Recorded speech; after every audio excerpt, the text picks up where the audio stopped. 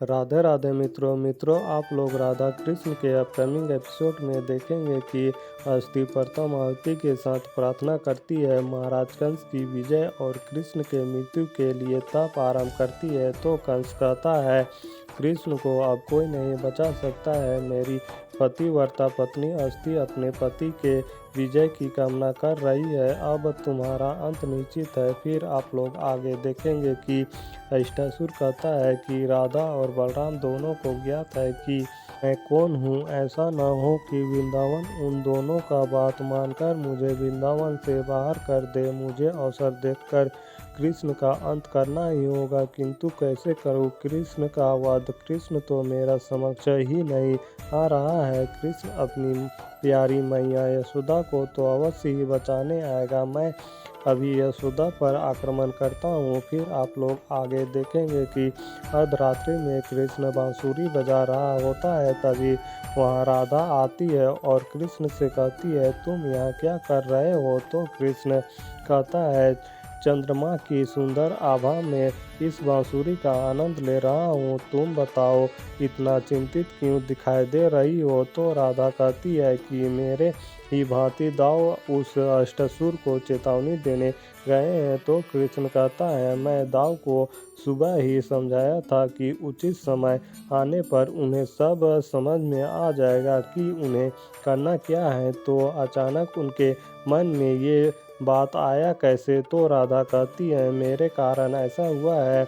मैंने उनसे कहा था कि मैंने अष्टासुर को चेतावनी दी हूँ। तो दाव को लगा कि मुझे भी अष्टासुर को चेतावनी देनी चाहिए, इसलिए दाव अष्टासुर के पास गए हैं। और तुम्हें तो दाव का क्रोध तो जानते ही हो। तो कहीं कुछ ऊंच नीच हो गया तो सारे वृंदावन में हल्ला हो जाएगा और सभी लोग जान जाएंगे और व्यर्थ में सारा गांव चिंतित हो जाएगा। तो कृष्ण कहता है, मेरे इतना समझाने के बाद भी दाव वहाँ गए हैं तो ये समस्या उनका है और तेरा है, क्योंकि तुम्ही ने ये योजना उन्हें दी है। इसमें मैं कोई सहायता नहीं कर सकता हूँ। फिर आप लोग आगे देखेंगे कि बलराम अष्टासुर के पास गौशाला में जाता है तो अष्टासुर वहाँ नहीं मिलता है। फिर बलराम अष्टासुर को ढूंढने लगता है। इधर अष्टासुर यशोदा मैया पर आक्रमण करने के लिए आता है तो बलराम उसे खोजते हुए पहुंच जाता है और अष्टासुर को रोक लेता है। और बलराम अष्टासुर से कहता है, मैया पर आक्रमण करके बहुत बड़ी भूल की है।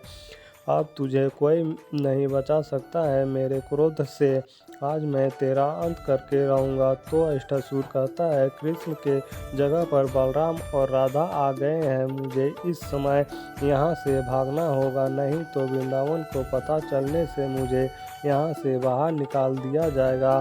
फिर अष्टासुर वहाँ से भागने लगता है तो बलराम उस पर आक्रमण करता है, किंतु अष्टासुर किसी तरह अपना जान बचाकर निकल जाता है। तभी राधा के चीखने से सभी लोग जग जाते हैं और यशोदा विद्वान से कहती है, नंद जी को बुलाकर लाएं। इधर अष्टासुर गौशाला में पहुंच जाता है और बैल का रूप लेकर चिल्लाने लगता है। फिर आप लोग आगे देखेंगे कि पंच में वृंदावन वासी नंद जी से कहते हैं कि महाराज कंस के भेजे पशु कुशल हैं। तो नंद जी भी को बताते हैं कि हम सब उनका मन लगाकर सेवा कर रहे हैं। तभी वहाँ बृजवाहन पहुँचते हैं और नंद जी से कहते हैं, शीघ्र घर चलिए। फिर नंद जी वहाँ बृजवाहन को लेकर आने लगता है। फिर आप लोग आगे देखेंगे कि बलराम अष्टासुर का वध करने ही वाला होता है। तभी वहाँ राधा आ जाती है और बलराम को रोक लेती है और बलराम से कहती है, यदि आप इस अष्टासुर का वध कर देते हैं तो ये नियति के विरुद्ध होगा और साथ ही गांव वाले सारे लोग आपके विरुद्ध हो जाएंगे। तो अभी शांत हो जाइए, हम कोई दूसरा मार्ग ढूंढ लेंगे। तो बलराम राधा से कहती है, तुम मेरे मार्ग से हट जाओ। आज जो होगा मैं उसे देख लूँगा, किंतु आज इसका वध करके रहूँगा। इसने दुस्साहस कैसे किया है कि मैया पर आक्रमण करने का।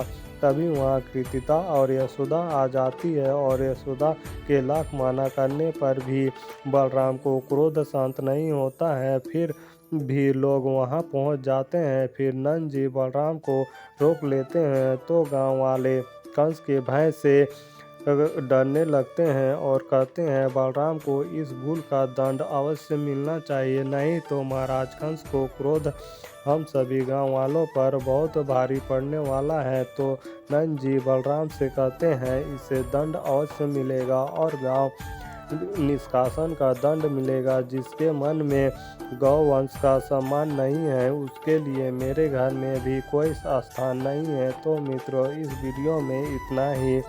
मित्रों आप सभी को आगे और भी बहुत कुछ देखने को मिलेगा। तो मित्रों जल्द मिलता हूँ और एक नई वीडियो के साथ, तब तक के लिए राधे राधे।